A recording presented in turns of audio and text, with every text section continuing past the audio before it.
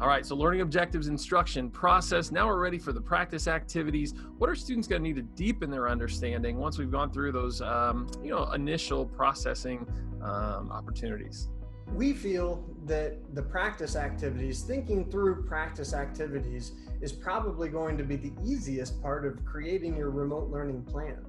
Whatever it was that you were doing in your face-to-face classroom, be it those worksheets in that math classroom, maybe it was the skeleton notes in your social studies classroom, or practicing those key terms in the social studies classroom, whatever it was, you're probably going to be able to do something very similar with students in your remote learning experience. There are some good ed tech tools to consider for students who have access to online.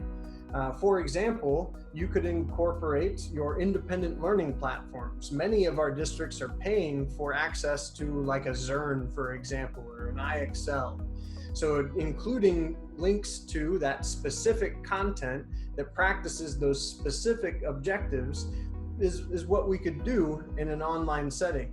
And other tools to consider, I think it's important that we take into considerations the student experience. So those non-gamified experiences are okay. It's an electronic worksheet, but there are some really fun tools like a Prodigy in a grades 1 through 8 math classroom, and a Dreamscape in grades 2 through 8 English language arts that really engage kids in a whole lot of fun while they're learning. So those might be some other tools to take into consideration.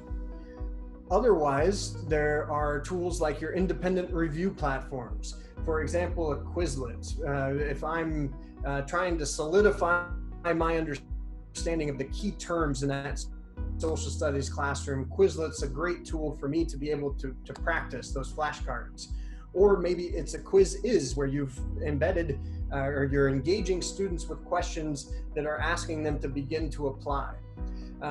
Finally, I'd mention your learning management systems have great tools to engage kids in practice activities, be it those discussion boards in a Canvas, or maybe it's just turning paperwork into you in that learning management system. Remembering that we still need to think about those students who do have access to online and those students who need access to offline as well. If you're looking for more ideas for how you might engage kids in practice activities, there's a lot of ed tech tools inside of our toolkit on our Digital Age Pedagogy website. Check that out. And on that site, it breaks it down according to grade level and content area, and also even the type of practice that you're trying to ask your students to go through. And so it is able to be personalized to the types of tools that you're looking to access. And I think from the 160-ish that are posted there, that's really a tremendous resource that we'd encourage you to reference.